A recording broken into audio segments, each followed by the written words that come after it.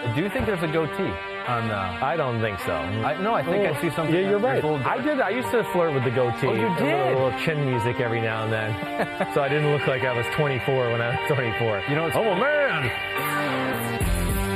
I'm a man now. One of the most, One of the most revealing things that we got out of you on this podcast is that you once sported a goatee. I did. I think even my first year or two, every now and then I would let it go. Like through the week, I just let the goatee come out. But that's all I can do. I can't grow like what you got. I can't even grow what I have. It's barely. Well, I was going to say, there's some questionable side patch there. Yeah. But you can't really tell straight on. It looks good. It looks straight on. Right. But every time I'm in makeup. And you look good with the glasses on. Thank you. Way to go. I'm trying it for 2 weeks in a row. Every time I'm in makeup, they go, do you want me to fill in? Should we fill in your beard for you a little bit? We can do that. And I go, no, at this point, people know that I can't grow a beard. Yeah, it's but still I still pretty good. Try for some reason. Don't worry. And you're never going to see me try. And I did that, too. When I was first getting into business, like, I kind of have a younger look. Yeah. It's like no one wants to get their news from a kid. Right. And like, what is it? This guy knows nothing. Right. They still say that. Yeah. So you grow a beard a little bit, it makes you a little bit older. They're like, oh. Okay, that news sounded better. It's much more wise. He's got gray in his beard. He knows what he's talking about. He knows what he's talking about. He's been there and done that. Still have no idea. All right, what's up, everybody? Chris Simms, Ahmed Fareed. It's Chris Simms Unbuttoned. We're going to have a little bit of a curveball today. Ooh. It's what the will happen, Ooh. all right? We're going to kind of talk about, we got 4 big repeat matchups that happened earlier this year coming up in the Week 16. Bills, Patriots, Rams, Niners, Cowboys, Eagles, Packers, Vikings. I went back, watched the film of that. Have some thoughts, and we'll kind of make it a look forward type of things that jumped out to me about the matchup, how teams have changed, what to look for this weekend. Most importantly, my man Johnald McDonald is back there. It's his last show today. He wore my favorite outfit for me today. Come here. You got to get your call right now. You do have to come up. Get right here in the middle, Johnald McDonald. Look at this. My little lumberjack, Johnald McDonald. There he is. Wave to the camera. Got to wave. Because this is his last show, and he's moving on to bigger and better things. But we've taken his car keys. He can't leave. He can't leave yet. But so matchy today. Oh, you're such a cute little Johnald McDonald. You should have stood up, and then John McDonald would have had to go back with the jib and run out of here to get you in the frame there. Yes, I know. I should have. One more. We'll get one more jib session in today. Yes. Don't you worry. All right, we got the big today. He was under the weather. He's back. He's been gone. And I know he was puking his brains out Monday night. Wow. So I don't know how he's feeling as of right now. It's gone through my family, this little stomach bug 24-hour virus. It's been a bad year for It has been a bad. I hope everybody got their flu shots. It seems like they really are effective. Yeah. Really effective. I mean, I've only had the flu twice already. Yeah. I didn't get the flu shot. The flu shot's a joke. I don't believe in the flu shot. You're ripping on the flu shot. How did we ever survive without the flu shot? How are we here still? How did we make it here? 20,000 years later, we're still here. I think it is effective, but it seems like every year they kind of get the wrong strand. Oh, you don't think that they're in there for money or anything, the pharmaceutical companies? It's nothing to do with that. It's free usually. Nothing to do with that, I'm sure. Yeah, I'm sure. They'll pass other things that'll kill you to eat, okay? But Josh Norris is coming through here. Way to change the subject. Pete's like, we got to get off this topic. Pharmaceutical companies are the worst. Your last-minute fantasy advice, and he'll take a look back at some the all-decade performances from some of these fantasy players. Okay. And we do, throughout this show, I have compiled some lists of all-decade running backs, all-decade wide receivers. Yeah. And so we'll take a look at those. Okay, cool. Interesting results when you throw the numbers out there. It's not easy. It's an all-decade last few weeks here. I did a little draft today on PFT where we had to draft like the 3 greatest individual seasons from certain players, right? Yes. And we had a little fun on social media because I was like, these are like vintage bottles of wine, right? Right. So the first one, like the most memorable performance to me of the decade is last year with Patrick Mahomes. Uh-huh. I mean, that was like the most explosive offense we have seen in some time. So that was Mahomes, explosive.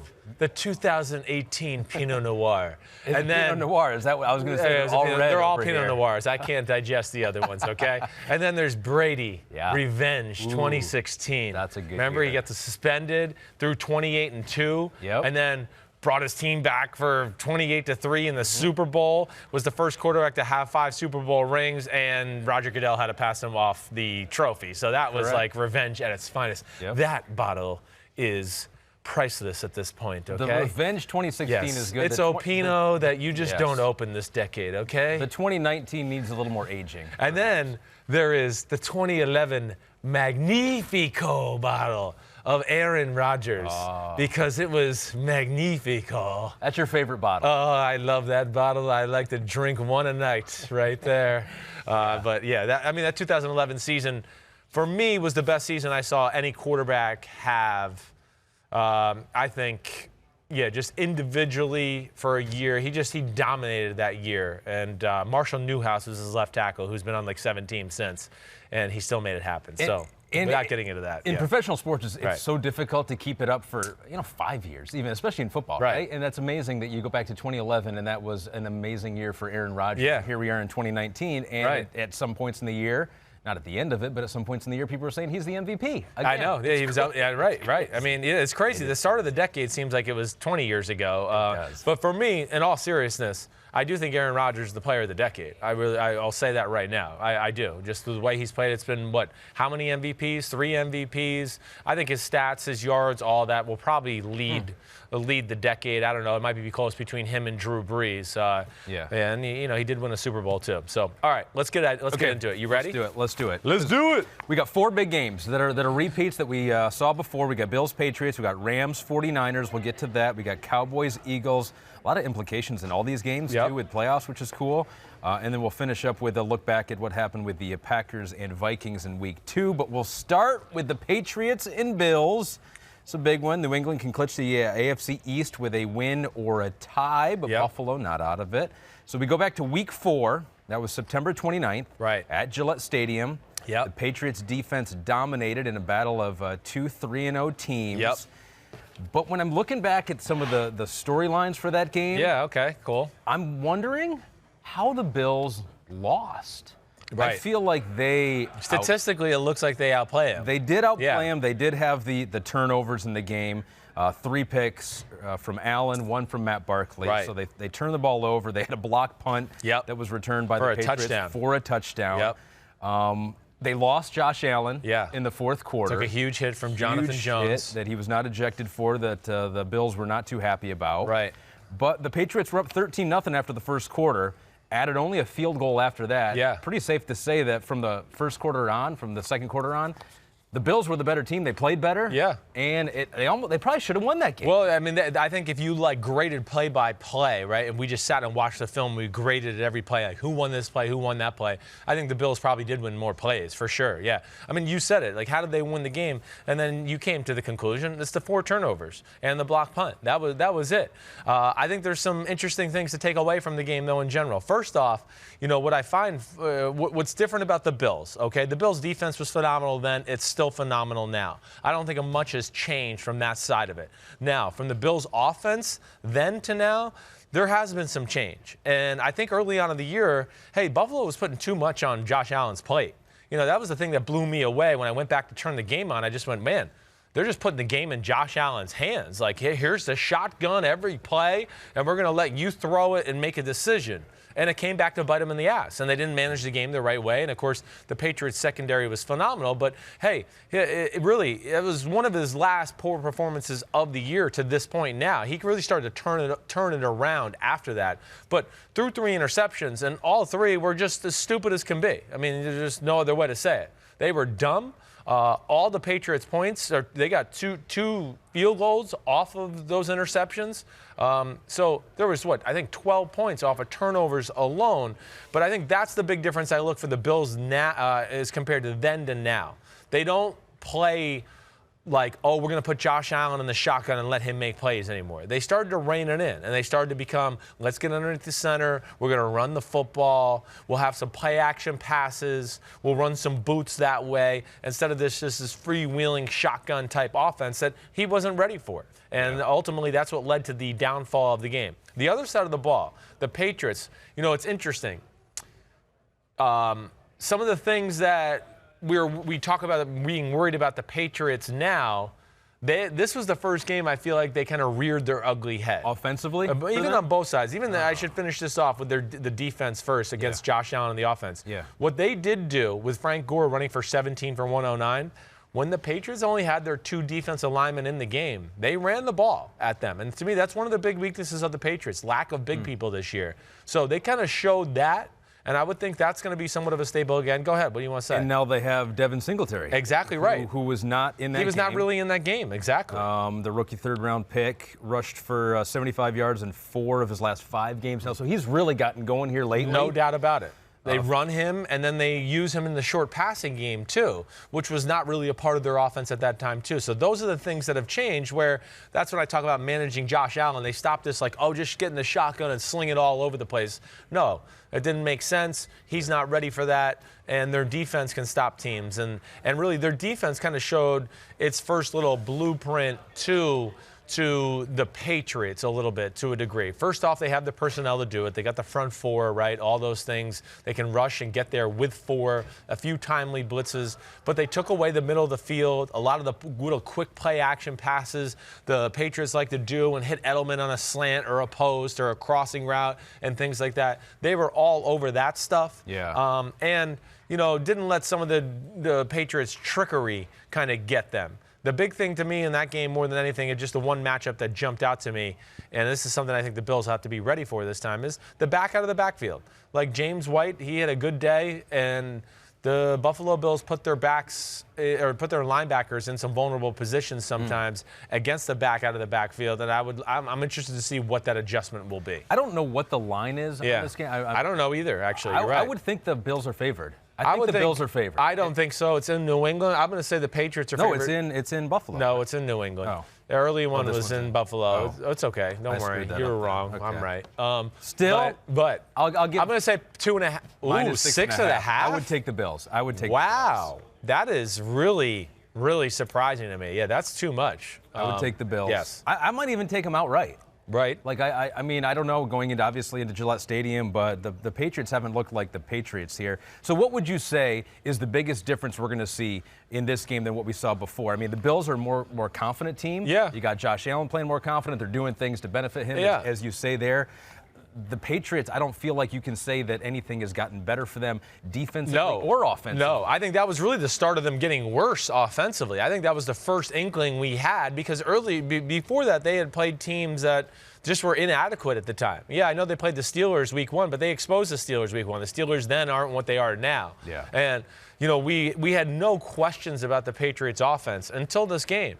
And I think that really changed it, and we've kind of seen the Patriots struggle against any quality defense or any even average defense to this point. And I would say, really, they've gotten worse in the fact that their offensive line play is not as good as it was at this time of the year, and there's no Josh Gordon in the conversation either, who was still like a little bit of a mismatch for them. They knew how to use him on slants, go routes, back shoulder throws, things like that. So, yeah, I would almost say this time around, the two things that jump out to me, the Pats' offense, I think, is less now than it was then, and I think that the Bills play a more complete team game in the fact that they're conservative on offense now. They take their shots from time to time. Okay, we've run the ball. Let's do a play action. Let's back them off. In that time, like I said, it was just too shotgun happy, too throw the ball all over the field. They outgained them. Buffalo did 375 to 224. Yes. Last time they played. It just really was those 4 turnovers for Buffalo. That's going to be interesting. Of course, what's going to happen is the Patriots are going to dominate. Now. Yeah, I don't think so. I don't think they're capable of dominating anybody. Their defense could dominate. But I don't think, even if their defense is dominating, their offense is not good enough, especially against this Bills defense, for me to sit here and go, they'll put them away and it'll be 17-0. No. Yeah. It might be 7-0. Maybe it gets to 10-0. But I think eventually the Bills will make this will be a tight game. I think this is going to be a field goal type football game. Oh, interesting. Yeah, I do. You don't have to make your pick until next podcast, right? Yeah. But I feel like you're leaning Bills. You're leaning. We'll see if I have the guts to do it. I don't know if I do. But I think that really those are the big things that jump out to me. Right. The Patriots are tough to beat there. The Patriots are. Really, the Bills, what they miss, and especially in a matchup like this, where the Patriots secondary is so elite, is they just don't have a game breaker on the offensive side of the ball. If they just had one receiver who was a real mismatch nightmare, I would really say, they're going to beat the Patriots this week. But the fact that John Brown, Cole Beasley, they're good, don't get me wrong, but they're going to be the Patriots are going to feel comfortable out playing man-to-man again. They're going to go J.C. Jackson, Stephon Gilmore. You can cover them man-to-man, and we can add people to the running game and do all of that. Right. Can we go to our second game Yeah, let's go. Rams and 49ers. Right. So they are 49ers tied with the Seattle Seahawks, both at 11-3. So a crucial game for them. Rams got to win a couple to try to squeak into the playoffs. The Vikings, hope they falter, do the Rams. So we go back to Week 6, October 13th, right. in L.A., right? Did I get that right? Yeah. It was in L.A. Right. Yep, this one's in San Fran. 49ers improved to 5-0. They won 20-7. So this was interesting. The Rams came out of the gates. They ran the ball. Every play. First 7 plays. They marched all the way down the field. Yep. 65 yards for the touchdown. DeForest Buckner said for the 49ers, he said they took it personally after that drive because they were able to run the ball down their throat. And it looked like, okay, the Rams may be able to do this the entire game. Right. To the point where the Rams thought it too. And Jared Goff ended up throwing for a career low 78 yards. After the game, he said, quote, "We were running the ball so well early. We were trying to stick to that. We just never got in a rhythm in the passing game." Yeah. So they ran the ball down their throat. The 49ers defense got mad. Right. And that was basically it for the Rams. That was the it. offense did just enough for the offense for the 49ers. Looking back on it, doesn't seem like it was lights out. No. But they just did enough. No, did enough. And I think, okay, so let's start with the Rams offense versus the 49ers defense. I mean, the Rams offense, you said it, the first drive was great. Other than that, they had one other drive where they end up getting down to the 1 yard line and have a 3rd and goal on the 1 at 7-7. Just before halftime. Just before half, and get stopped on 2 straight half yard they need to score a touchdown. They don't get it, running right up the middle with Mac Brown. So they get nothing there, all right? But I think other than that first drive you mentioned and that little drive there, which I'm going to say was like 46, 48 yards, they got a punt and got it in good field goal position. They could not do anything else for the rest of the day. I mean, they got physically dominated at the line of scrimmage. And I do think that Shanahan probably helped Robert Saleh out as far as the defensive coordinator. They were all over some of the pass concepts that the Rams had. Whitworth, the offensive line, just got totally obliterated really after that first drive for the rest of the game, whether it was pass game or run game. I mean, come on, the Rams had 157 yards total offense. That's insane. They were 0 for 9 on 3rd down. That kind of says it all. Now, what's different about that side of the matchup now? Maybe the Rams are a little bit better run blocking offense as of right now.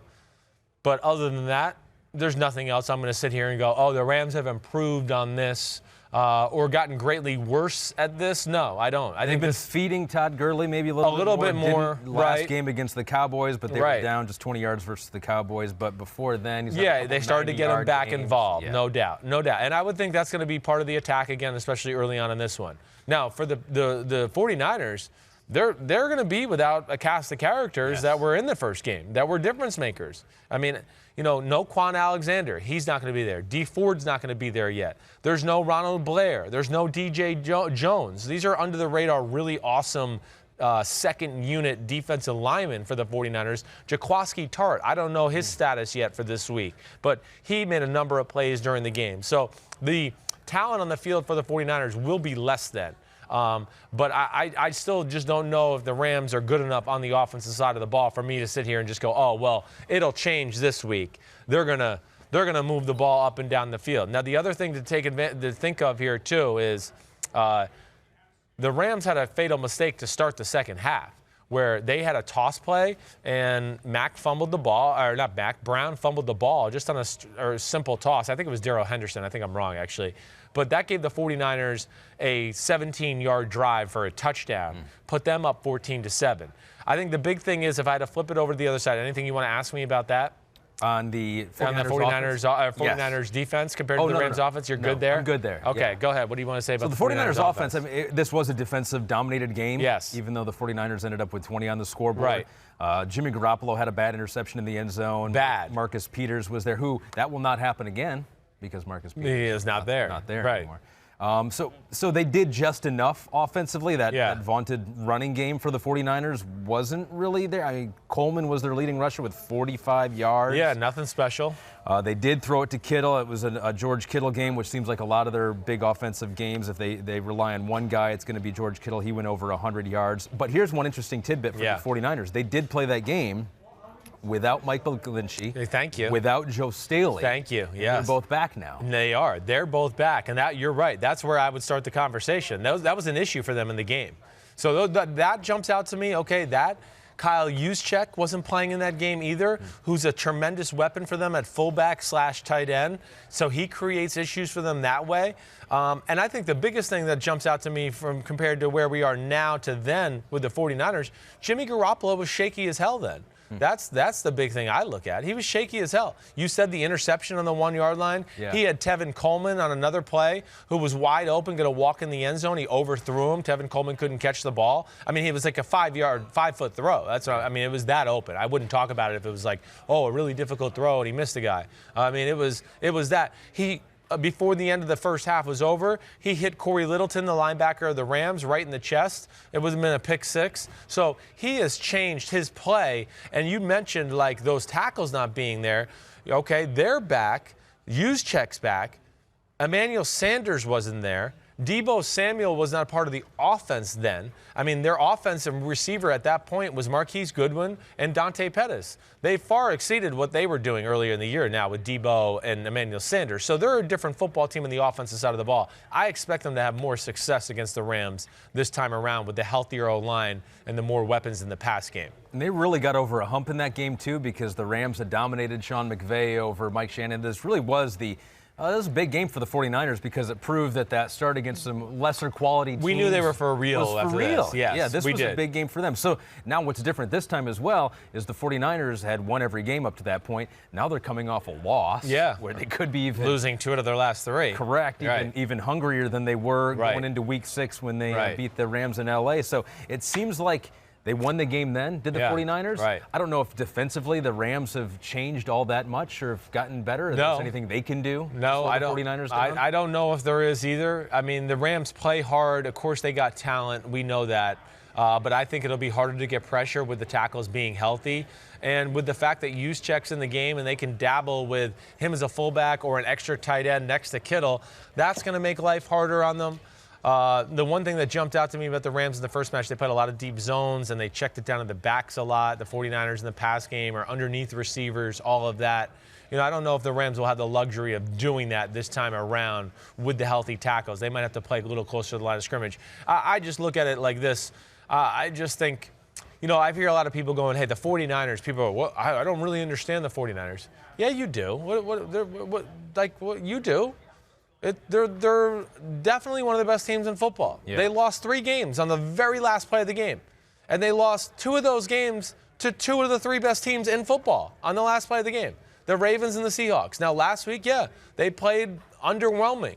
But even with that and all the injuries they had, you know, they lost on the last play of the game once again. So we know what the 49ers are. They just didn't play well last week. And it was tough to come up for a 4th game in a row after you've just played the Packers, who are the number 2 seed, the Seahawks, who are the number 1 seed, and the Ravens, who are the number 1 seed. So, like, let's keep that into, you know, reality a little bit. Like, it's hard to get yourself up 4 weeks in a row like that. And they played a team with common knowledge in the Atlanta Falcons. They kind of caught them sleeping. Who's rising, too? Atlanta's playing so much better they're playing good football, than they did at the beginning of the year. I mean, but there's a lot there. I would be concerned about the injuries on the defensive side. Yeah, I think that's concerning. concerning. You need to get the guys back or you run out of depth. Yes, I don't think it's going to be an issue when it comes to the Rams. I guess that's what I'm saying. I don't know if the Rams are great enough to expose it right now. But, yes, as far as the playoffs are concerned, they need those guys healthy.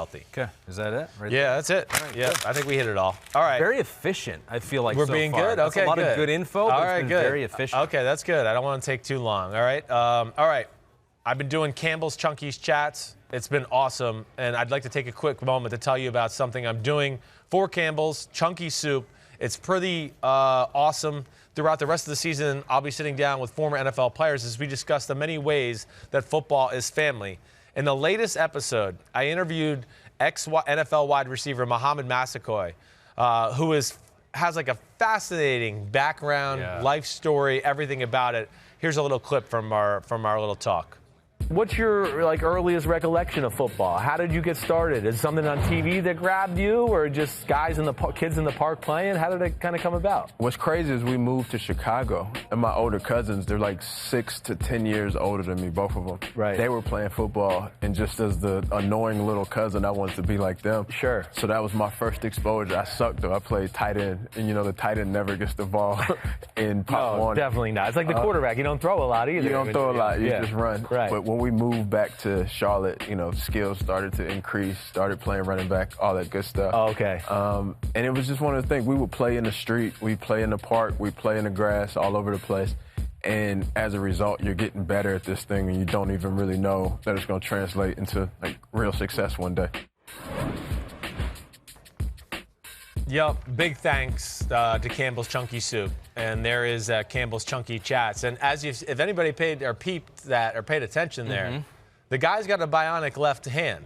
All right, he's doing inspirational talking. I'm not going to tell you what he did to his hand, but he's got like the Terminator hand. Yeah. All right, like three of his fingers, or four of his fingers. 4 of his Yes, fingers. he has lost them. And if you want to find out, to hear the whole thing, head to NBC Sports YouTube page. Special thanks to Campbell's Chunky team for making this happen. And, yeah, he's doing great things. Family's been a big part of his rise as far as football. His mom and dad were from Africa.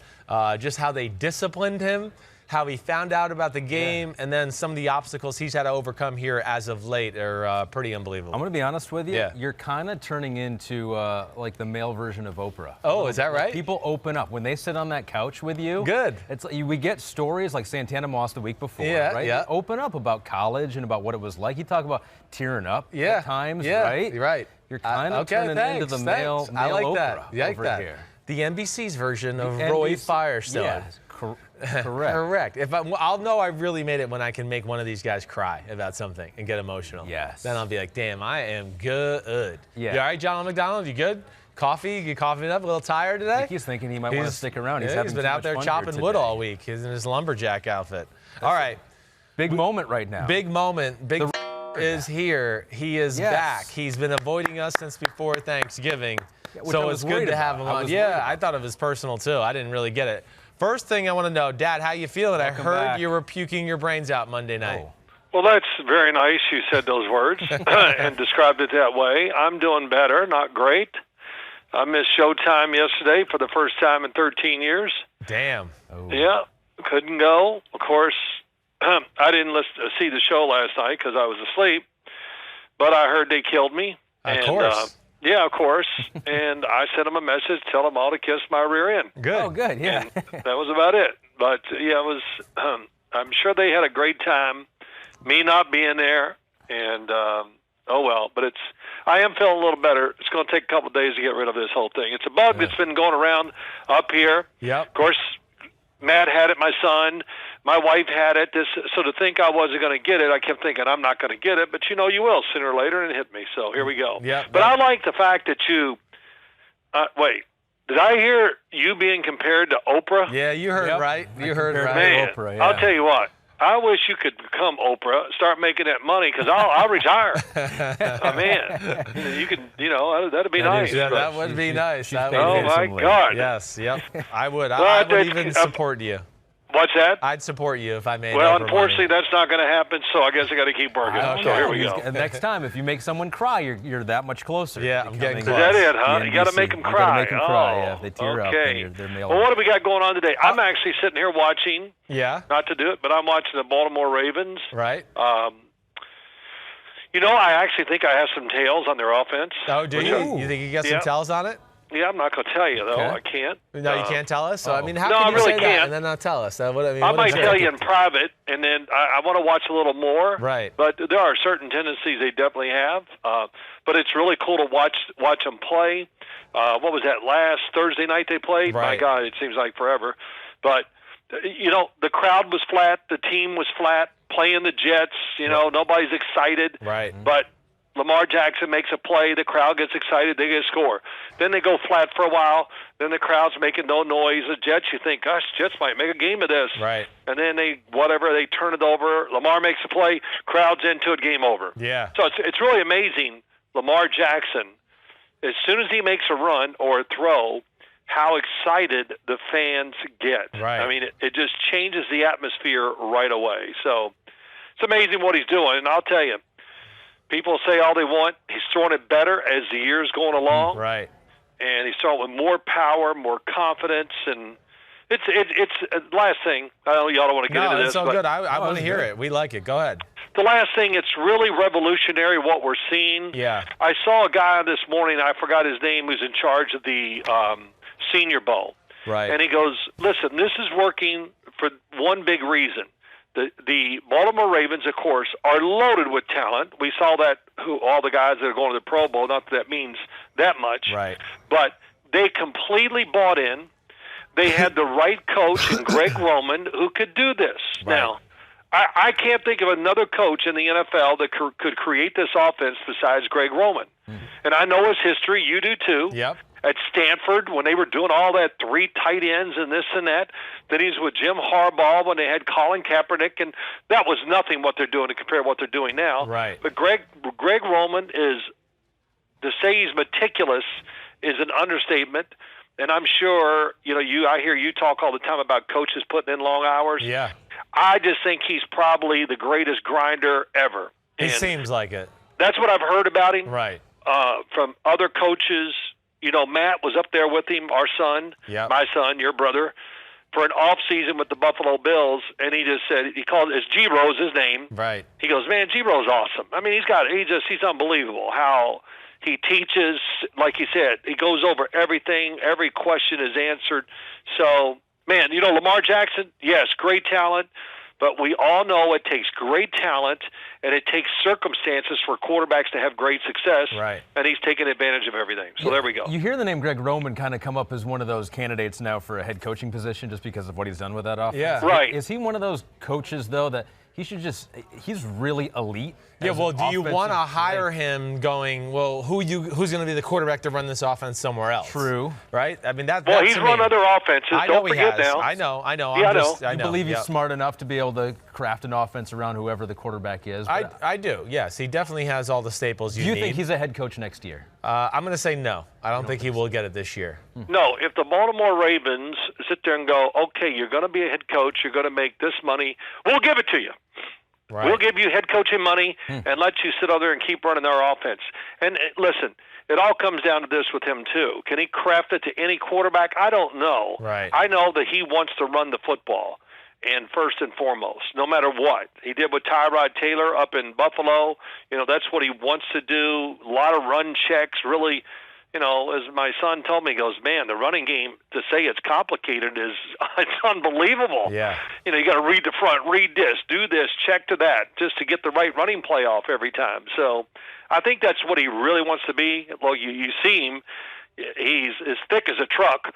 So, he's just that kind of guy that wants to run the football. So I don't think he'll be a head coach this coming year, but there's no doubt his work ethic, and he's been around long enough where it's coming if he had to change, he could do it. Yeah, right. I got you. Okay, Yeah. so let's go. Yeah. So, Phil, can we, so we're at the end of end of the decade here. So Dad's a lot of seen people so many of these guys announcing games on throughout the decade. CBS and doing everything, so this would be awesome. You hear of people compiling their all-decade team. Right. And so what I did is I compiled my top 5 list of all-decade running backs. All right. And then we'll get to the all-decade right. wide receivers. One here. question before we dive into it for Big Phil, because I'm Yep. just curious, because you heard my answer to this already. I'll say it in a second. Who's been the best player of this decade, Dad? Yeah. Oh, my gosh. Yeah, right. I know. Well, Any position. Any position. Of course, J.J. Watt, Brady, maybe Peyton Manning, Russell Wilson. I chose Aaron Rodgers. That, to me, is the player of the decade. I'm not saying I'm right, but that's just the one I would choose. Yeah, I would say Aaron Rodgers and Tom Brady are the two that come to my mind right away. Right. I hate to limit it to just quarterbacks, I know. but quarterbacks, running backs, there's such a lifespan of where you're great for 5 years or whatever. Mm-hmm. There's only one guy I know that's really stood the test of time. Like, Frank Gore, of course, is one. Yeah. But Adrian Peterson, as I look at him and just go, my gosh, I watched him again this weekend. I watched that game and just went, hey, he looked pretty good. He did, right? He did. I mean, like reverse speed. steals. Like I know, the same thing. I said the same thing. And the other thing is, it looks like he said, okay, I'm not as fast as I used to be. You tell me. He looks bigger. Like he said, you know what, I'm going to put a little more weight on here to get some more hit when I hit power. people. Right, I think so. I do. Yeah. I agree. Yes. So he made an adjustment that way, and I told Ahmed, I told Christopher this. I don't know if I called you during the game or after or before. Well, not before. The first time I saw Adrian Peterson in person, I was over in London doing a game when he was the Minnesota Vikings, and the game started, and I was looking down at the field. Now I've watched tons of tape, saw his highlights at Oklahoma, all that, and I'm going, oh my God, he's so much better in person. And I remember telling you that, Christopher. I said I didn't realize. Yeah, called me right after the game. Like, Christopher, you ever seen Adrian Peterson in person? Yes, I have. Is that how I talk? Yeah, that's how you talk. Yes. Oh, okay. Well, okay. You know what? It's the same thing. Same thing with Lamar Jackson. You can watch all the film you want, and then as I watch him against every team, I got him, and then he turns the corner on you. Yeah, he does. I mean, You're so. Right. You're right. Yeah. So go ahead. I think it's the combination of speed and physicality. I mean, Adrian Peterson for sure. There might not be a more physical running back that I've ever seen. Violent. No, he was violent. No doubt about it. On the field. All right. So go ahead. So I actually might have a stat here. We've got a pop quiz to lead off our running back list that might change your mind about the best player of the decade. Okay. So your pop quiz. Who scored the most touchdowns this decade? So this is scored the most touchdowns, not passing touchdowns. Oh, my gosh. Scored, actually went into the end zone with the ball. Marshawn Lynch. Not Marshawn Lynch. Oh, hold on a second. You got me here right now. Ooh, most touchdowns this decade. He has an argument for the best player of the decade. And he's a running back. He's a running back. LaShawn McCoy. LaShawn McCoy Bam. is the correct answer. Oh, because he had the run catch. He did. Yep. He had 85 touchdowns Wow. this decade. That's 5 more than Antonio Brown. Right. Gronk had a ton as well. Gronk had 80, yep. Des Bryant is up there. Marshawn Lynch has 75. Yeah, Marshawn so he's not Lynch far is, behind. Yep, he's tied for third there. Yeah, Des Bryant's a guy that people forget. I wrote him down when I heard this. I said, let me just start thinking. And my mind actually started working a little. But I thought, Des Bryant, I don't know what his numbers were. I didn't look him up. But, he was a big part for many, many years. He was a central figure in that pass game for sure down in Dallas. No doubt. So here's my all running back list, my top 5. And we'll see if you guys agree or disagree here. So I had a couple honorable mentions, and I wanted to throw in there. I wanted to throw Jamal Charles in there. Deserves it. Because he led the decade with 5.29 yards per rush. Yep, everybody ignored him in the NFL just like they ignored him in Texas, so go ahead. Right. Yep, so no one else had that many who had at least 400 rushes in the decade. I also want to throw an honorable mention with Darren Sproles, most receiving yards for running back this decade. Yeah. Yes, good one. I thought of him too. Yep. Very dangerous. So my number 1 was LaShawn McCoy. Okay. Because he led in more rushing yards than any other running back. More touchdowns than anyone. Wow. So that really is argument for player of the decade. So he had more rushing yards total than I didn't look any of these up. So he had more over than AP. 10,000. The only one over 10,000. And this is just from the years 2010 through 2019. So LaShawn McCoy, number 1 in yards. Wow, that's surprising. Do you want to change your pick from Aaron Rodgers now? No, I don't. But it did make me think a level higher of LaShawn McCoy. There's no doubt. So then I went LaShawn McCoy, Adrian Peterson second. Okay. With he had 70 rushing touchdowns. He had the most rushing touchdowns of any running back in the decade. Matt Forte third, because he had the 5th most rushing yards. Right. 3rd most receiving yards for running back. Boy, you forget about, I did not write Matt Forte down. Right? Yeah. Boy, was he good. Catching, running, just really underrated. And he was on the couch with the male version of Oprah not that long ago. He was on there with me. You did not make him cry though, did you? No, I did not. Getting close. I had Big Phil. I had Marshawn 4th. He had the 4th most rushing yards this decade, 2nd most rushing touchdowns. I did throw Frank Gore 5th there because he had the 2nd most rushing yards of any running back this decade. So that's my top 5: McCoy, Peterson, Forte, Lynch, and Gore. Ooh, it's pretty good. Yeah, it is pretty good. So much of it is timing. What years you played, all that.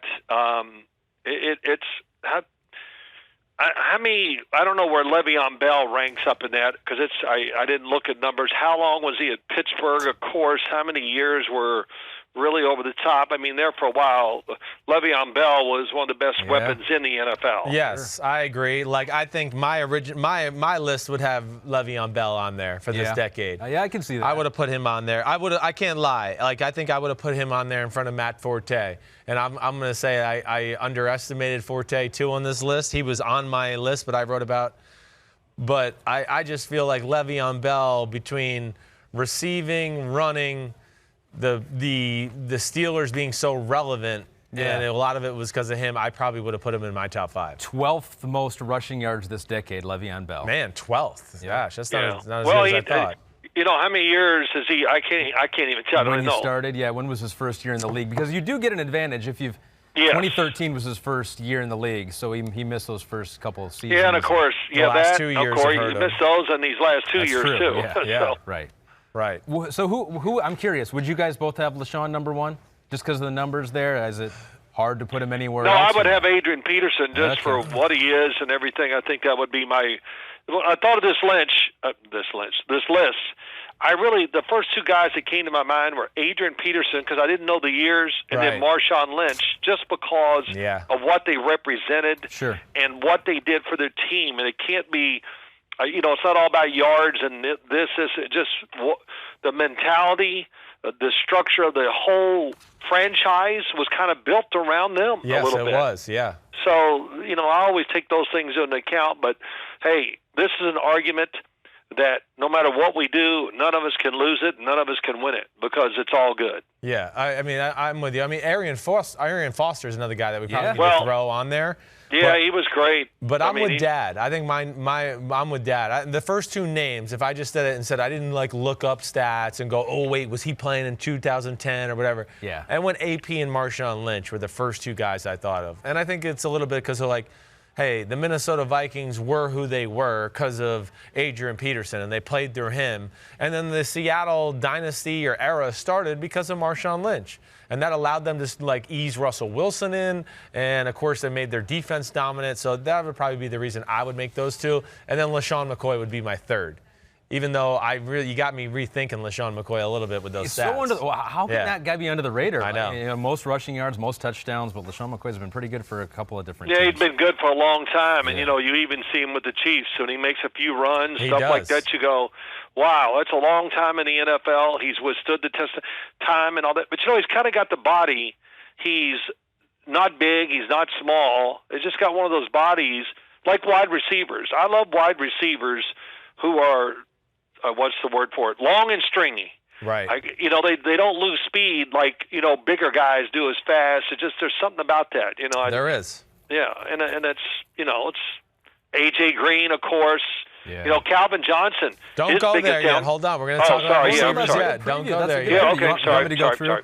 Let's go through my top 5. But wait. We have to note this with the running backs. Yeah. There we are again talking about top running backs of the decade, and none of us are saying Frank Gore. Yeah. It's weird with Frank Gore. I put him at 5. It's just weird. I'm just saying. He's going to go to the Hall of Fame, but it's like the most underwhelming Hall of Fame running back we've ever seen. That's what I just kind of think is unique. He's got to get it done. We know longevity. Yeah. And, his value is not necessarily a lot of the same thing. It wasn't all about the stats. It's what he did. I love running backs. Who are you? You and I were talking the other day. I said, this running back where you don't get it and what the difference is. Well, I was talking about Derrick Henry. And, when he's healthy, of course, he's a little banged up now, but he's one of these guys that runs, and when you tackle him, he always gets 2 more yards. Yeah, right. And, in the NFL, everybody, sometimes makes fun of me. Oh, those extra yards are everything. Yeah. They're everything. They're situational. It changes play calls, the options you have, the way the defense plays, but you can't explain it to people because – I heard something today, somebody's on TV, and they were quantifying everything with running. Well, did you know this, guys? I want to tell you something. You probably didn't know this. When Ezekiel Elliott carries the ball, or they throw it less than 30 times a game, they win 92% of the time. Oh, no kidding. I wonder how. So let's just hand it to Zeke until he gets to 30, and then we win. Yeah. Yeah, I love that stat. Oh, and then when Dak throws it over 40, they're 3-6 or something stupid. Yeah, because they're losing the line of scrimmage and they're behind. Right, exactly. Holy Christ. Yeah, right. Now everything is about the numbers. We can't talk about what's real. Let's make up some... Well, the analytics and, You got to have the data to back it up. Yeah, right. I just heard somebody talking about the draft, and they got into all the analytics and everything why Baker Mayfield should have been and was the number 1 draft pick of the draft 2 years ago. I just went, oh, my gosh, get a nice pick and stick it in my ear. We're going to use analytics in college football to determine pro quarterbacks and people. Okay. Yeah, thank you. Good luck. I hear you. All right, let's go. We'll Back do to receivers. back to the analytics. I feel good, here though. of It made my- me feel better. Go Good, ahead. you sound better. Of my all-decade wide receiver list. I asked here. this pop quiz first, all. You got the pop quiz. Oh, you want to do question. the pop quiz first? We got to Okay. ask this. We Okay, gotta this ask is this is unrelated to our list here. Yeah. But here's the pop quiz. Phil, your son has been racking his brain with this for the last hour since we asked him. Well, that won't take long to rack that brain. Who are the 2 players to start every single game this decade that is 158 starts? I got Larry one. Fitzgerald. Nope. Nope, not Nope. Larry You're Fitzgerald. kidding. No. No, but you're missing an easy one on the offensive side of the ball. To start every play. To start every play this decade.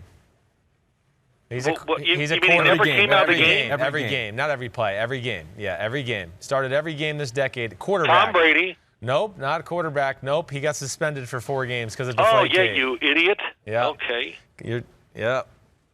There's 2 players. There's 2 players. One's a quarterback, One and is the a other one is quarterback. on defense, and I don't know who it is yet. I will say my first defensive guess was Calais Campbell, and I was wrong, so I don't know who it is.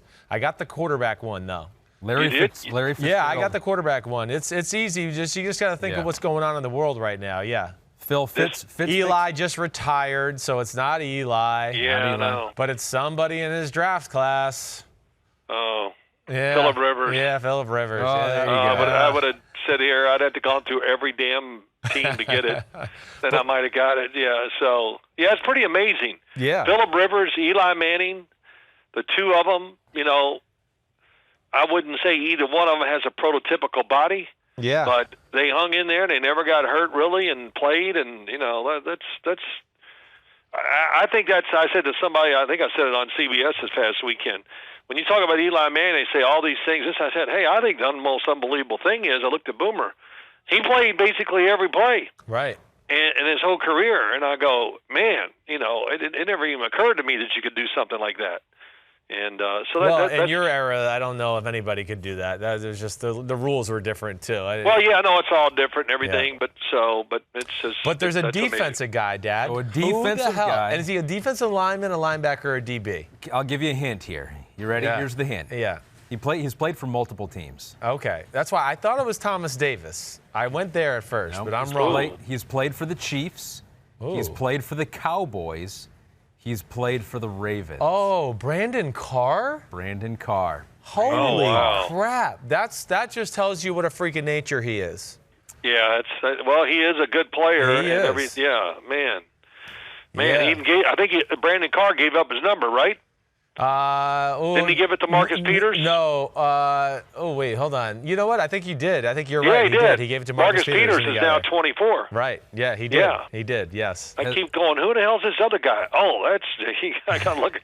Carr has started every game since 2008. Wow. Oh, that's He amazing. led the NFL in pick sixes this decade. Yeah. With 20. Wow. Larry Fitzgerald, by the way, missed 2 games in 2014. Oh. Which I feel like that's probably more amazing that he played and started that many games over Phillip Rivers, just because of what you say, the protection to the quarterback. Yeah. The fact that Fitz has started that many games. And he this never decade. pulled a muscle or I like know. hamstring or anything. know. That's what's amazing. But all right, let's do it. Let's get in the receivers. Wide receivers. Yeah. And I do have Larry Fitzgerald on my all-decade team. Has to Okay. be. Because he was first in receptions, most receptions of any receiver, wide Yep. receiver, with 847. But he is third on my list because number 1, I do have Antonio Brown, who Okay. had 75 receiving touchdowns, more than anyone else. He was second in yards. I have Julio Jones, 2. He had the most yards of any wide receiver this decade, most yards per game. Fitz was 3. I put Kelvin Johnson 4. Maybe that's my Detroit Lion bias kicking in there. Yeah. But he was 7th in yards, 6th in touchdowns in just 6 seasons this decade. Right. So he Wow. missed 4 of those seasons. 5th, I put Deshaun Jackson. Ooh, that's the good under the radar one right Tops there. in yards per reception. Yep. By over a yard. He had 17.6 yards per reception. Yeah. In the decade. He was 9th total in yards. And then honorable mention, Phil, I did throw Des Bryant in there because he had the second most receiving touchdowns of any receiver. But that's my list. Antonio Brown, Julio Jones, Fitz, Kelvin Johnson, and Deshaun Jackson, 1 through 5. Yep. Well, I can't argue too much with that list. It's good. It's Yeah, I mean, I think that's. I think you're. I think Antonio Brown is definitely one. You do? You put Antonio definitely one over Julio? Yes, I would. Okay. Yes. You know why? I wouldn't have done this when I first saw him the first couple years when he was starting to become a star. I thought, these numbers are inflated. He was the screen king of the world. And then as the more I watched him, he was an unbelievable route runner. Right. And Tom Brady. Tom Brady's on the screen now. I said it. But Ben Roethlisberger would drop back, and it was clearly double coverage on Antonio Brown. He stared at him the whole time and threw it to him. And Antonio beat them both, and he would catch the ball almost every time I saw it. And I just go, wow, because he would weave and cut so fast and hard that, they just couldn't figure out what he was doing. So I changed my mind over time with Antonio Brown. Is the more I watched him, the more I admired or gave him credit for what he was doing. Yeah, I think I would go Julio first, then AB second.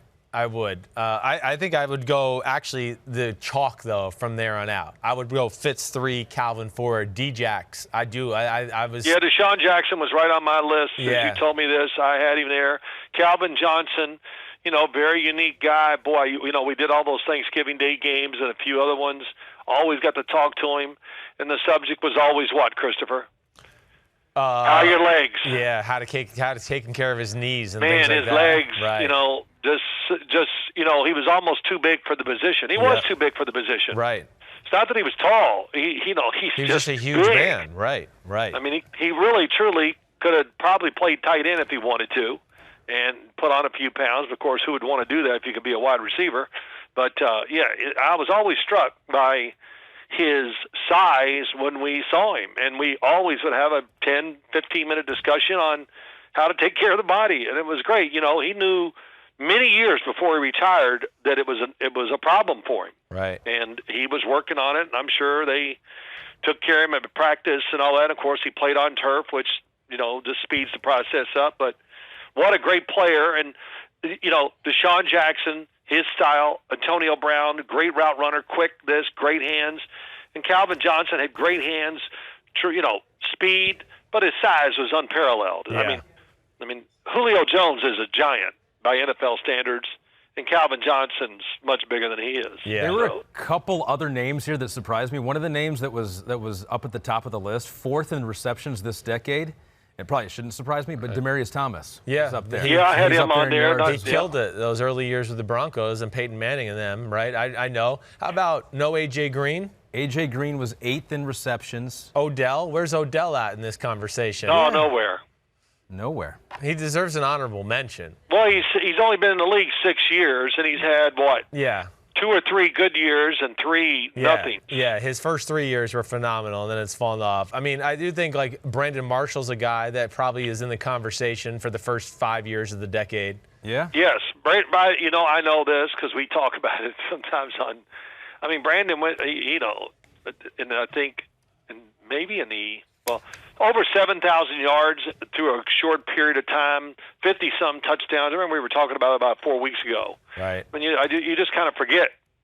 He had, 1 or 2 unbelievable years with the Bears, and I think he put up good numbers one year with the Dolphins. Yeah, he did. So, and of course, he had a pretty dang good career out with the Denver Broncos, too. Yeah, no doubt. Did you mention A.J. Green? I did, yeah. And then DeAndre Hopkins is there. D-Hop has got to be there, too. Yeah, they're all in the combo. DeAndre Hopkins and Michael Thomas, they're just 2 guys that fall in between, right. The number of years. But, these numbers they're going to put up are just beyond. It brings up this question. So there's DeAndre Hopkins, and there's Michael Thomas of the Saints, and here they catch all these passes. And it doesn't matter what you do, how you play them, they're going to get their catches. Right. And it's almost every single game. It is every single game. Right. Yeah. Well, why can't that be done for Odell Beckham Jr.? Yeah, I know. So I don't understand that. There's certain coaches that know how to. Yes, I don't get it. I know, but there is. That's what I try to explain to people here. I know Michael Thomas is awesome, but also think about Monday night. How many times people that had no business covering Michael Thomas, you watch the replay and you're going, damn, Sean Payton got him, matched up against the linebacker. Sean Payton got him matched up against Malik Hooker, the safety. How the hell does that happen?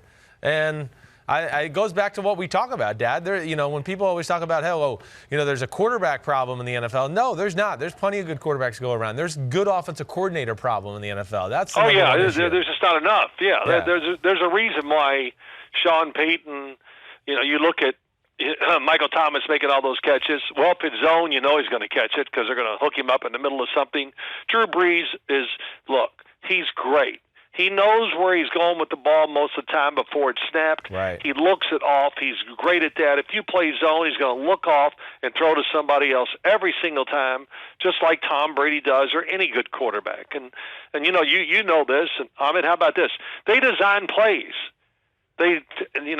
Christopher, you're the one that told me this. Yeah. That Tom Brady drop back and look left, and we don't care. Don't even look. Don't even look over. Look. But you don't see anything, and they just turn and throw it to the back. Yeah. Because he's going to be wide open. He's going to catch it and run against 12 yards. Yeah, it's more Drew than Tom, that offense, as far as what that's concerned. But, yeah, you're exactly right. Plays are drawn up. That offense is what? Now, I've said this to you before. What is it? What? It's Sean Payton living out his life as a quarterback through Drew Brees. Right.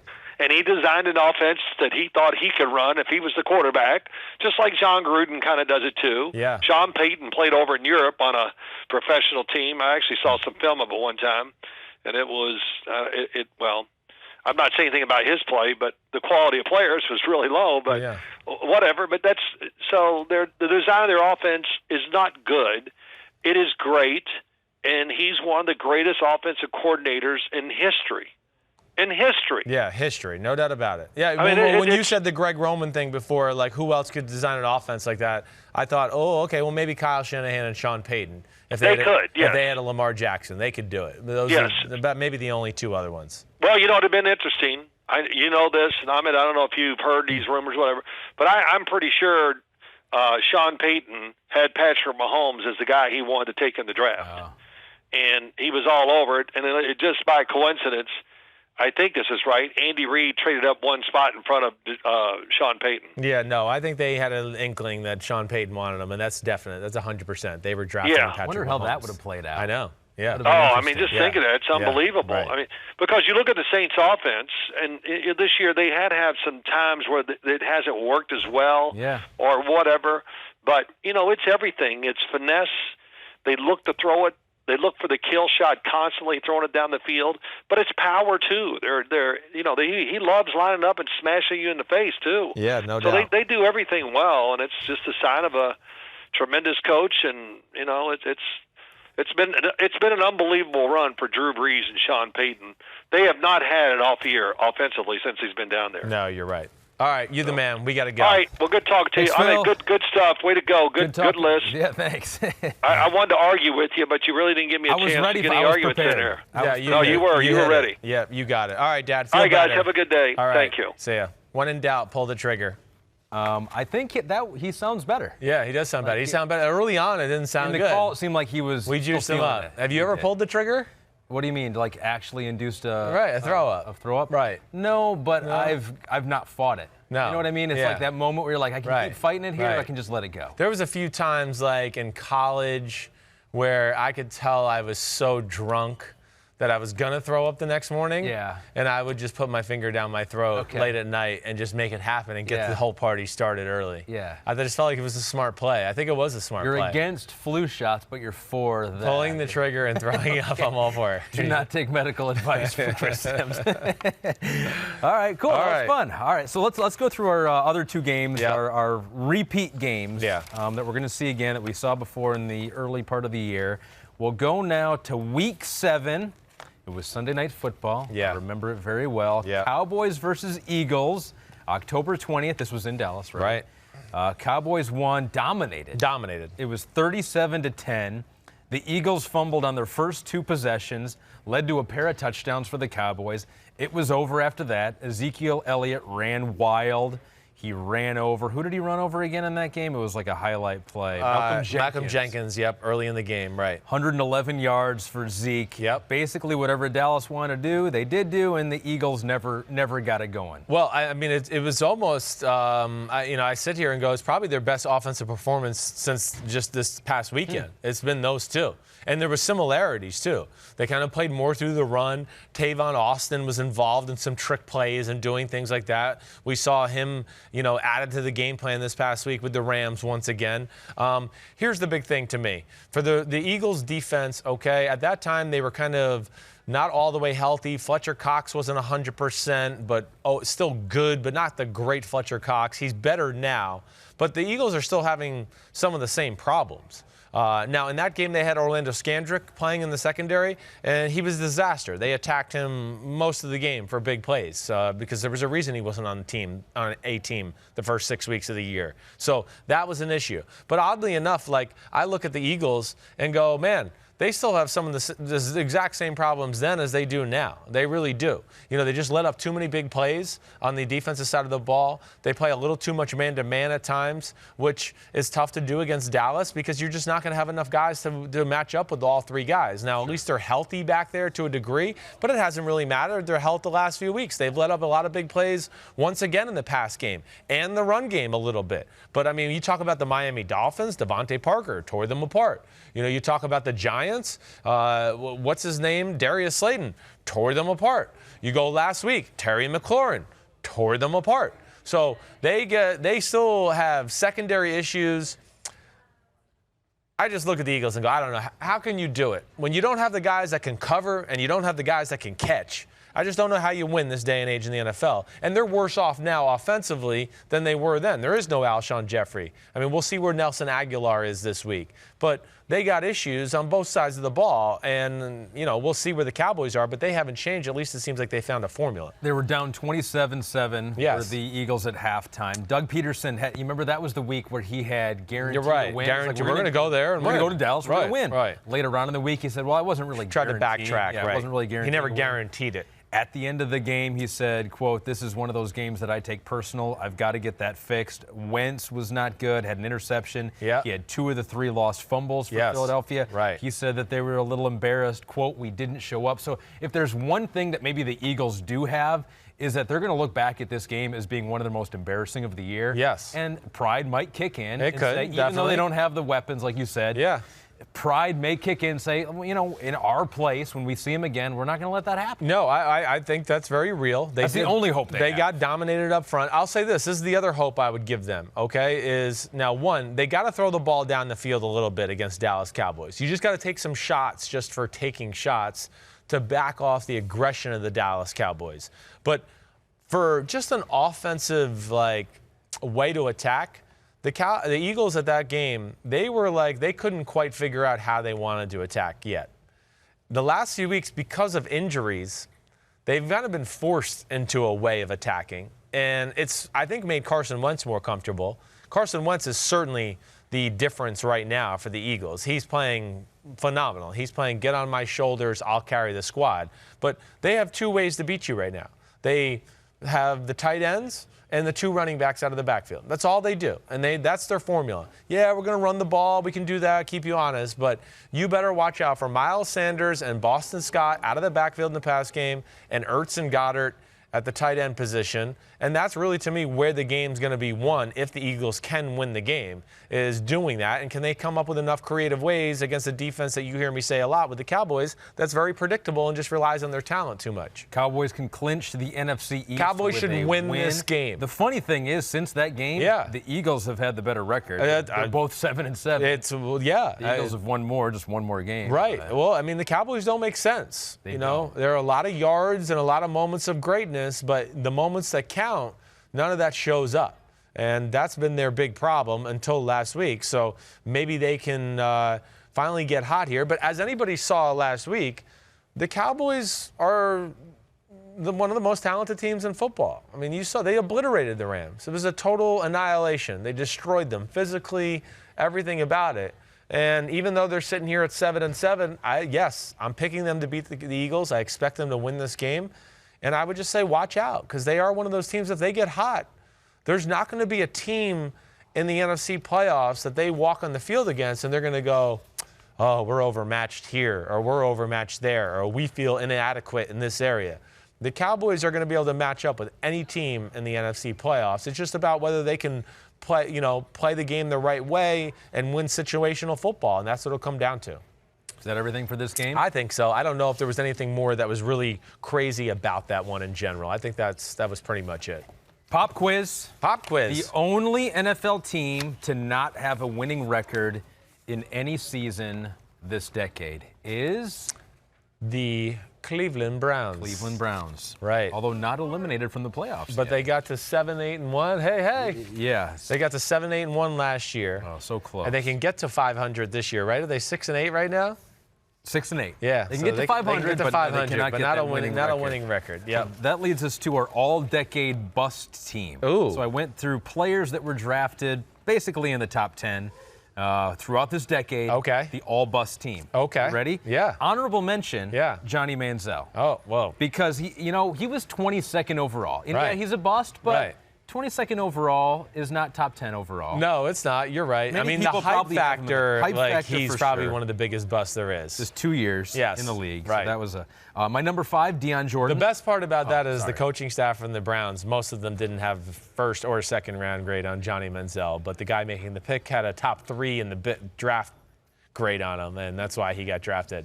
Yeah. Yeah, and the homeless guy. That was really important that Jim Haslam listened to him. Yeah, he had a top 2 Top grade. two on it. grade. Yeah, top 2 wide receiver grade. Sorry, I didn't mean to cut you off. Number 5, Deion Jordan, third overall pick by the Dolphins out of Oregon. Okay. Still in the league. Still though. hanging around. Still hanging Yep. around. Wait, Deion Jordan is with the Oakland Raiders Oakland right Raiders now, right? now. Yep. Has never played over 30% of the snaps. So Okay. probably not deserving of the third overall pick. Had violated the league substance abuse policy a couple times. Right. But still in the league. Yeah. Trying to make a comeback. Number 4, D. Milner. D. Milner. Ooh, good one by you there. 9th Total overall bust. pick out of Alabama to the Jets. I would have been wrong on that one because I remember evaluating and thinking he was going to be top notch. So that was a surprise. A lot of injuries, and you hate to hold that against someone. He but did. He had a lot of foot and ankle injuries. Number 3, 5th overall pick in 2012 by the Jaguars out of Oklahoma State. Oh, the Justin Blackmon. Justin Blackmon. You're right. Yep, disaster. Yeah, some off the field issues Yeah, for he did. him. Right. 2 seasons in the league. Yep. Number 2, 8th overall pick in 2014 by the Browns out of Oklahoma State. Oh, their corner. Justin Gilbert. Justin Gilbert. Jeez, you're right. He was a bust as well. Holy Started cow. just 3 games in 3 years. Yeah. But number 1, Yeah. 7th pick, 2015 out of West Virginia to the Bears. Oh, Kevin White. Kevin White. Damn. 5 receptions. Yeah, that was a bad one. You're right. Who knows? You never know. You don't want to write him off completely, but those you are didn't see him. Those are some big busts. There's no doubt about it. I'm not one quarterback did you pick there? I didn't pick a quarterback. No. Then who? Because who was it? I mean, it would have been Manziel, who was in the honorable mention. I mean, like I think of guys like Christian Ponder. What was the not Locke, the one that came from Washington that was on the Tennessee Titans. I can't think of his name. I thought of him. I also thought of Blake Bortles as the number 3 pick of the draft. Jake Lockert. Right. So, right.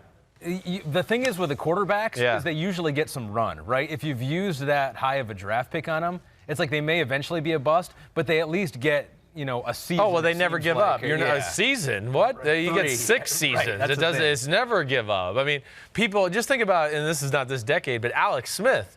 Alex Smith got drafted in 2005? Yeah. And there it was, 2011, and they finally were in the playoffs. Like, look, it paid off. See, that's why we picked him number 1. Yeah. He was going to get, 9 years to fail before. And then, they get to the NFC Championship game. Oh, that's why they picked you number 1. That's the cool thing about being a top draft pick is you get the guaranteed money, you get the most money out of the draft, and you get as many chances. No doubt. That is to where I tell college players this all the time. This is where you don't want to f up your college career. Because if you become a first-round pick, yeah, of course you can have a great career if you're 2nd, 3rd, or 4th, or 5th. But 1, you maximize the money, like you said. Yeah. And 2, there's definitely more wiggle room for failure or mediocrity if you're a first-round pick. Teams are not going to give up on you. They're going to give you 2, 3, 4 years almost automatically every time. Yeah. And that's a huge advantage because not everybody finds their groove in their first year or 2 in the NFL. And even if it's not with the team that drafted you, the other team is like, hey, he's a former Well, that's what first-round happens. pick. Yeah, we had a high grade on him. We got to bring him in here and check him out. They must not coach him right. Okay, Packers Vikings. The fourth Packers game we're and gonna Vikings. Packers Vikings. The Michigan accent comes out every once in a while. Week 2.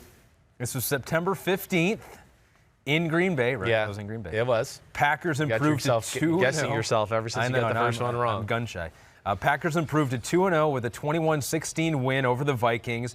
But in this game, the Packers went up 14-0 in the first quarter. Right. Then 21-0. Right. And then they never scored again after scoring on their first 3 possessions. So it was their first 3 possessions, touchdown. Yeah. Never scored again. Vikings came back. Dalvin Cook, 154 yards, 75 yards to Thielen. I'm just rattling off numbers now. But the Vikings came back. Yeah. And the Packers had to hold on. So it was kind of the tale of 2 halves in that game. It was. Well, I think there was 2 things that jump out to me about the Packers. First off, what you mentioned on their offense. This is what they do. This is what they do every week. They jump out on teams, and then they can't put you away. You know, they'll come out smoking. The New York Giants game, Rodgers throwing post, boom, boom. And then you look up at the start of the fourth quarter, and you go, damn, it's 17-13. They never put the team away. Washington Redskins, I think they were up 20-3. Then all of a sudden you look up in the fourth quarter, you go, man, the Redskins got the ball. If they go down and score a touchdown here, they win the game. You know, last week, same thing. It was, 21-0 or what? You know, it was something like that. Yeah. This is so, to me, that was like, it was funny as I watched the game. I said, oh, this is who the Packers are. They were like this in week 2, and here they are in week 15. They're still doing the same thing. Now, the other thing that showed up in that game for the first time, too, for the Packers is, you know, the Vikings were the team, I think, that showed everybody, hey, this Packers defense is good, but they have interior defensive line issues. And they broke a number of big runs, and Dalvin Cook had a big day because they're inferior there. The Packers controlled the game. You know, the Packers did 2 things. Geronimo Allison fumbled as they were driving one time. They were already in field goal range. They were up 21-7 at one point, and LaFleur, instead of just kicking the field goal and making it a 3-score game, he went for it on 4th and 1, and the Vikings stopped them. The Vikings really did not. The Vikings were, so my big takeaway from the Vikings in general would be the offense. They had not found the formula that they have right now at that point. The bootleg, run game, play action game wasn't quite where it needed to be or where it was. And the biggest thing is Kirk Cousins was in Strugglesville at that point. Yeah. I mean, again, if you remember, that was, you know, he missed a few big throws in that football game. And that was the theme for the next few weeks, you know, and especially that Bears game 2 weeks after that where he missed a number of ones, and that's when Adam Thielen came out. Yeah. But he missed some big throws in this game, and really all their points came off of 3 big plays. It really did. It was the Dalvin Cook big run. It was Kirk Cousins kind of scrambling in the pocket and dumping it off to Beebe, who set them up for a field goal, and then they had a huge post route he threw to a touchdown for Diggs. Other than that, they really struggled, and Cousins threw a really dumb interception in the fourth quarter in the back of the end zone. Kevin King was there in the end zone in the fourth quarter. Yeah, Cousins in the first game against the Bears threw just 10 times. Right. It was 8 of 10. This time he threw 32, but just 14 completions. So you're right. Yeah, they've gotten into more of a rhythm. So you would say where these teams have come since week 2. The Vikings are better. The Vikings are better offensively. Right. Yes. Than the Packers. Although the Packers, they were kind of getting their footing. Matt LaFleur, they were. Aaron Rodgers. There was the unknown of the Packers offense. You don't think they've gotten measurably better? I don't know if I'm going to sit here and say measurably better. Have they gotten better? Yes, but I don't think measurably better. And I think the big thing I look at is their defense has got measurably worse. Now, the one thing I'll say that's going to be interesting about this matchup that kind of just jumped out to me when I watched back the film was the Packers play like 5 across on the front a lot. And when the Vikings did want to run the bootlegs and do that kind of stuff, they couldn't do it. Preston Smith was always there. Zadarian Smith was always there.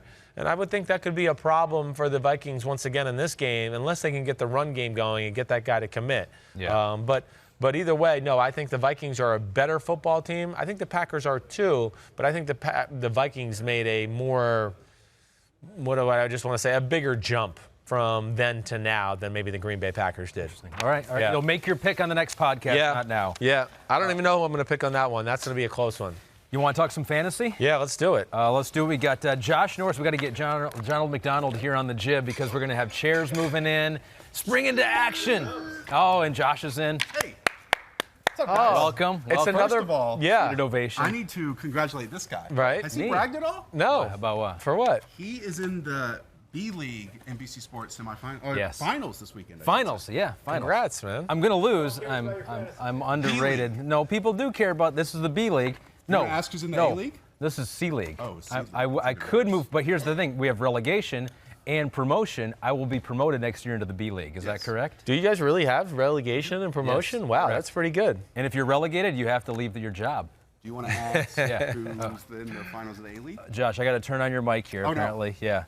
Yeah. Whatever you just said right there that was funny. Nobody heard it. I do want to know that. I mean, so is this what you're going to do every time you come on the podcast now? Yeah. You're going to wear a coat? Like the last time it was a bomber, this time it's this coat? Wow. I mean, it is 30 degrees outside. Yeah, I just wanted to know. I just wanted to know the style, what you're going for. To off your... I like this, though. Thank you. Yeah, it's nice. C-League Championship Showdown this weekend. A-League Championship Showdown. Just saying. Oh, you have. That's what you're in? Just saying. Okay. Yeah. Well, I mean, I feel like he you're has like kind of the commissioner of the league. You probably rigged it. I am of all the leagues right now. That's how it works. 5-minute fantasy with Josh Norris. We got our clock on it. It's otherwise known as 5 minutes of fame. 5 minutes of fame? That's all that it is this weekend. All right. So I thought the best thing to do, Yes. because as we talk about Chris all the time, the NFL season kind of comes down to increments of 4 weeks, right? Because obviously weeks 12 through 16 is very different than week 4 through 8. Right. And so there have been some players who have starred in the last 4 weeks that were kind of a complete afterthought at the top of the season. Yeah. And so now in this kind of win and you get your title showdown this weekend, why not ask and wonder if these players are worthy candidates to still believe in? Yeah. Okay. Yeah. So, who are they? I'd so like let's to hear start with that. over the last 4 weeks, Ryan Tannehill has been the number 4 scoring quarterback. Yeah. A.J. Brown, the number 1 wide receiver. Yeah. This week they get the New Orleans Saints. Right. We Hold know on. that almost certainly. Emergency alert. Snow squall warning. What is a squall? What's a snow squall? Sudden whiteouts. What? Where the hell are we? Where is this? Here. Here? I mean, it's When's this sunny out. squall is? It is sunny out. Yes. All right. Just watch out for a squall. Okay. Watch out. Back to A.J. Brown? Yes. Okay. So we know A.J. Brown most likely will be shadowed by Marshawn Lattimore. Yeah. Difficult matchup. But Ryan Tannehill is just playing an outstanding level. Obviously, the volume is not really there. They don't want him to throw 30 to 35 times. Chris, what's your read on the Saints right now in this defense? Because while we feel great about the Saints right now, they did just lose Marcus Davenport and Sean Rankins, two pivotal pieces in the interior, and maybe were the pieces other than Jared Cook offensively on the defensive side to take them over the top, and they might not have that as we obviously approach this. No, and I worry about their secondary is covering people man-to-man wise other than Marshawn Lattimore. That's why, I'm not necessarily condoning this and his behavior, but them getting Janoris Jenkins off of waivers, that was a huge pickup as far as the talent on their team. He's definitely a better cover corner than Eli Apple or P.J. Williams. But I worry about the Saints defense a little bit that way, just as far as maybe not an overwhelming pass rush. And I think against the NFL elite, they're going to have a hard time maybe stopping some of those offenses because I'm not sure how talented their secondary really is to make some of those 3rd and 4, 3rd and 5, we got to play man-to-man and stop you from picking us apart type plays. They've allowed just 3 top 12 scoring quarterbacks over the last 11 games. So while Ryan Tannehill kind of took you here in your fantasy playoffs, it'd be difficult for me to start him in this final. Because you think you have an alternative that you've started up to this point. Right. Hopefully you do. Because maybe some people when they had Drew Brees hurt, went to Ryan Tannehill, or while Aaron Rodgers had some down weeks, maybe turned to Ryan Tannehill and played the matchups here. This is not really a matchup that I would want to play with Tannehill, but still would want to do it with A.J. Brown, who is obviously emerging as one of the best young wide receivers Definitely, in the NFL. Without a doubt. Just almost a rare player. Yeah. In terms of the size and the speed and the yards after catch that he's creating already, it's remarkable what he's doing. It is. He reminds me of Deebo Samuel. I mean, that's why they're kind of the same guy. Wait, so what was that stat you said there, though, about the Saints? The only three? They've only allowed 3 top 12 scoring quarterbacks over the last 11 games. Oh, wow. Okay. And let's see. I just want to see if I can figure out who they were. I mean, I'm guessing probably Jimmy Garoppolo, right? Was probably Winston to Jameis have one of those weeks? I'm guessing. The other one was Kyle Allen.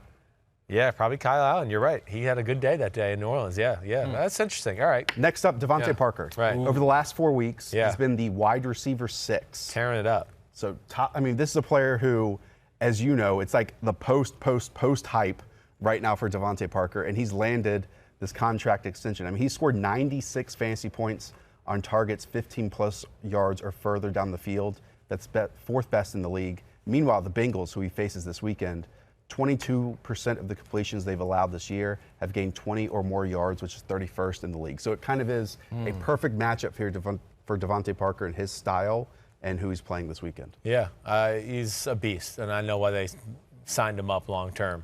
So wait, who the hell the Dolphins got this weekend?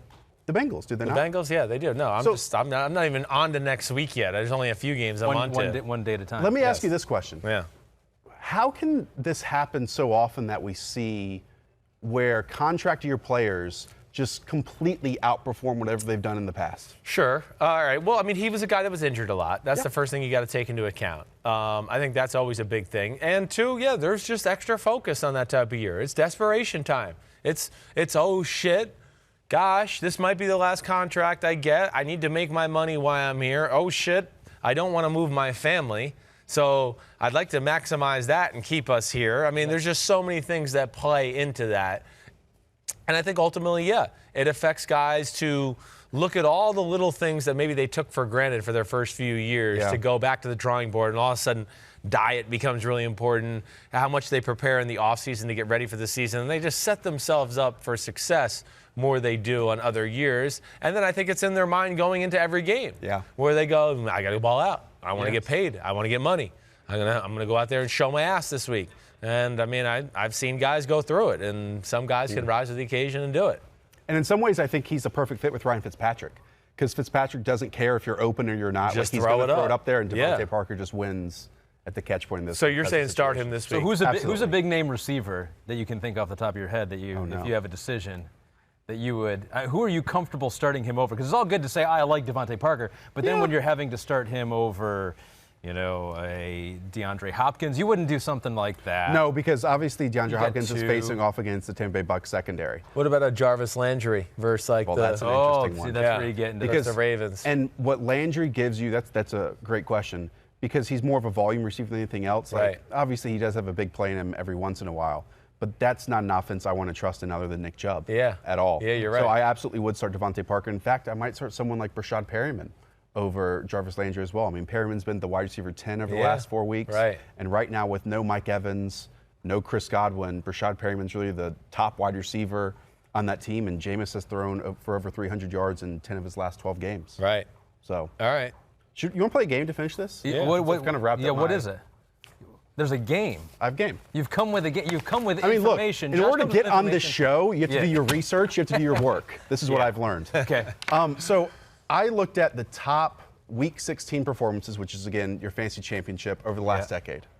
And there are a few, like, random names. Okay, so you've gone through, so this is every season of this decade. From 2010 to 2019. So you're going championship week, fantasy championship week. Who has won people championships? Exactly. Who's put up the most points at each position, and honestly, if you can guess the player. Okay. Is this cumulative, or is this in one game? No, Week 16, just for that of one season, so like say Week 16, 2014 or something like that. Okay. Let's start at quarterback. Yeah. Hopefully you didn't read my notes. Okay, I won't. This quarterback of the Tampa Bay Buccaneers in 2010, in a 38-15 win over the Seattle Seahawks, completed 21 of 26 passes, 237 yards, and 5 touchdowns to the tune of 32 fantasy points in Week 16 of this season. 2010. That's Josh Freeman. It's Josh Freeman. Right. Josh Freeman was good that year. Yes, he was. 25 touchdowns, 6 interceptions. They thought they had a star in their hands at that time, right? That was Raheem Morris, maybe, as the head coach. Where did it go wrong? Yeah. I mean, I think he had some life issues. And talk about not preparing in the offseason, doing all the little things. I think all of that kind of funneled itself to him playing himself out of the league. Yeah. Well, you compare that Bucs quarterback performance in Week 16 to Chris Simms's in December 24th of 2005. Christmas Eve against the Falcons? Yes, 27-24 win over the Atlanta Falcons. Yep. Oh, how many people's championships? Do you know what you were? I had a pretty good day that day. 29 of 42. All right. 285. Okay. 2 touchdowns. Yep. Okay. 2 picks. 2 picks. Yeah. And you know what? That's where stats can lie too. Well, no. One of the picks was my fault. D'Angelo Hall. No, D'Angelo Hall got me. I was about the second pick. I'm no joke. I'm getting ready to throw a touchdown. I mean, it's sluggo seam. I'm going to fake the slant. I'm coming back, throwing the seam to the tight end, and I'm going, oh my gosh, he's wide open. It's going to be a touchdown. I got blindsided, and the ball popped in the air, and it got intercepted. Yeah. Yeah, a measly 15.6 fantasy points that day. So you have lost it for us. That was the Jim Mora on the cell phone sideline game. Do you guys remember that when Jim Mora? Because he wasn't sure if a tie was a good thing. We were dueling it out for the NFC South. And it was, Vic versus Simms. Who wins? Vic, Simms, Simms, Vic. But no playoff matchup that year. No play. Well, we went to the playoffs. Okay. And we lost to the Redskins in the wild card game at home 2 weeks after that. All right, let's go running back. Thanks for bringing up the good memories. His age 29 season, this Saints running back in 2015 had 27 carries for 122 yards and 2 touchdowns, 3 receptions for 47 yards, 29 fantasy points this day. Again, a 29-year-old running back for the Saints in 2015. In 2015. Again, these are random names. They are. Hold on, I'm really stumped here. At that time, though, I guess that was Darren Sproles? No. The backfield that year was Mark Ingram, but he was injured. He was injured. And who the hell else was with him? I don't know. Well, C.J. Spiller was in that backfield, but this name, Tim Hightower. Oh, my God. I would have never got that. Never. Prior to week 14 of that season, he had just 12 carries on the year, but then goes and has the 3rd most fantasy points in week 16 of the decade. Week 16 superstars. Do you think anyone really started him in their championship game? Yeah. People did. Because he got the volume. We know he was going to get the volume that day. 27 carries. He was the only running back on that team in that game. Yeah. Pretty insane. Okay, one more. Yeah. I like this. This is the 6 minutes of fame. Yeah. At wide receiver, 24 years of age, for the Cincinnati Bengals in 2010, facing the San Diego Chargers, this man had 24 fantasy points, 6 catches, 124 yards. How old 2 is he touchdowns. in 2010? He's 24. You're not going to get this one. I mean, it's a wild name. I'll give you a hint. No, don't yet. Okay. Well, I mean, I read away. I know it's not Ocho Cinco. No. I want to say T.J. Houshmandzadeh. This guy has one highlight reel play that some might call acrobatic. Tall, long. Oh, I know who you're talking about here. He ended up going to the Vikings after this, and I can't think of his damn name. I can't think of it. Who is it? Jerome Simpson. Is that it? Yes. That's it. You're such a cheater. I had no help Eat whatsoever. him a little I had no help whatsoever. What a cheater you are. He had just 30 receiving yards prior to that game on that season. Wow. Yeah, he was a freak athlete. If someone played him. No one played him in that one. Yeah, freak athlete. That's it. That's all I got. All right. Who's it going to be that? Yeah. So you already gave the guys who's going to be this championship time. Rashad Perryman. Who could it be? I mean, but the point of that is it being totally and wholly unpredictable. Who's your quarterbacks? Who are you playing this week? I'm playing Lamar Jackson. That's why I'm number 1 in the league. Okay. And so Christian McCaffrey and then Michael Thomas. Here's the name people might forget in future years. Mike Boone. Mike Boone. Yeah, that's true. Because who knows if Dalvin Cook plays this weekend. Right. But I think whoever steps up in that place of Mike Boone or Alexander Madison, whoever gets that opportunity, because Madison's been hurt as well, gets a Dalvin Cook-style workload and could potentially put up 20-something points. Yeah, I don't think that's crazy. You're exactly right. The Packers can play run defense, too. They're going to rely on the run game. You're right. And they're all talented. Yeah, they are. All right, good shit. Who do you got at receiver? I have – who do I have? God, I've got so many leads. The Roto World people have I've got Tyreek Hill. I've got Julian Edelman. I have Christian Kirk. And Amari Cooper. Okay. Yeah. So, you're not going to play Edelman this week, are you? Are you going to play Edelman against the Bills? Probably not, because last week he barely played. Yeah. He barely played. Right. It's a difficult – I mean, I'm expecting to score a lot. I've got Chris Carson, Ezekiel Elliott. What about you, Ahmed? I mean, we want to see you. Well, we're going to see Jameis has really helped me here in the second half of the season. How much have you talked about – I'm sure you've talked about Jameis a lot. Yeah. But that's a situation, to me, other than Cam Newton, is the biggest storyline of the offseason. It's up there, no doubt. I mean, I think he's going to end up back in Tampa. I do. I don't know if anybody's going to risk too much paying him $25 million or something like that a year for not only some of the off-the-field issues they've done, but I just have a hard time believing anyone else is going to believe in him and his consistency quite yet. It's so wild, though, because he obviously has super negative plays. And, in fact, I think he has 5 drives this season where he's thrown an interception in that first drive. Right. But they're 4-1 in those games. Yeah. I mean, it's one of those scenarios where, and I think I read this, if a team loses the turnover differential in a game, they lose 78% of the time. Right. And he puts you squarely in that every single time. Right. Then he has stretches of the game where he plays and throws at a top 5 level in the league. No doubt. That's the problem. And you can never change him. Yeah. I mean, you're never going to change that. I don't know if and you he's can with, I think it's going to be a coach now that doesn't want to change him, right? I mean, they seem to work pretty well together. Yeah, well, they better change him to a degree, or they're going to be sitting at 7-7 next year coming down the stretch. I mean, he's got to change to a degree. It's just maybe it's 5 less touchdown passes to go with it for 5 less touchdown passes for maybe 12 less interceptions. I'll take it. Like, and that's might be really what they have to beat home to them. But good shit. You the man. Josh, before you go, we'll wrap up this good whole luck thing. in your I got. Thank you. Yeah. Good luck. Good luck. You too. Stay for that. We got Requiem for a Team. Did you ever see the movie Requiem for a Dream? Yeah, it's a neither has he. Wild one. He hasn't seen it. I have not, but I've read about it. The guy has more movie references about movies he's never seen. It's unbelievable. I'm gathering information though. Yeah. So we say goodbye to the teams that have been eliminated from the postseason. And so we play some. You don't get the luxury of hearing the sad music that we're playing right now, but we say goodbye to 3 more teams as we sign off here on Chris Simms Unbuttoned. You ready? The Indianapolis Colts. Don't leave, John. No, don't leave. Okay. You gotta listen to this. Here lie the Indianapolis Colts.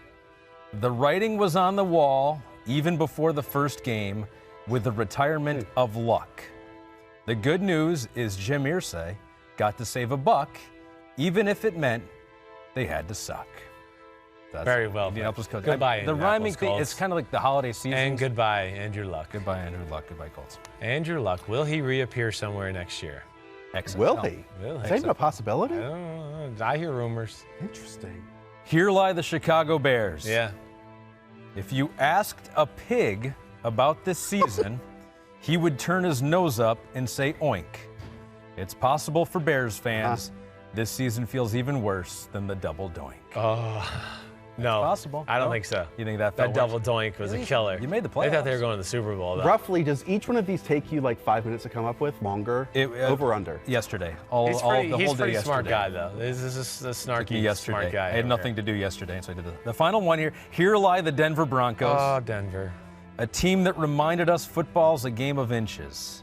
A franchise whose recent potential has been stolen by a string of poor quarterbacks, also known as Grinches. Football's Grinches. Yeah, there we go. Way to go. Holidays happy. Bye-bye, Denver. Goodbye, Denver Broncos. Bye-bye, Denver. See you later. See you next year. Except your boy Drew Lock. All right, that's it. I know. I like Drew Lock. The Broncos got a bright future, so next year we could be talking about something totally different. He'll be the Grinch with a growing heart. Oh, thank you. Have you seen The Grinch? Have you seen that movie? I have seen that one. Okay, good. My Thank you for seeing movie. one movie you brought up this year. Thank you very much. One movie in the decade. All right, peace out. We're done. Johnald McDonald. We love you. Get him back in. We love Johnald McDonald. Last show. Come on, Johnald. You got to come in one more time. But we're out. Thanks to everybody. Ahmed, you the man. Josh, you the man. Johnald McDonald, you the man. Good luck in your next venture, kid. All right. Chris Simms Unbuttoned. Tune in tomorrow. Chris Simms Unbuttoned, PFT PM. We do our picks podcast. It's a joint collaboration, but there's no joints. It's just a collaboration. All right. See you later. Peace.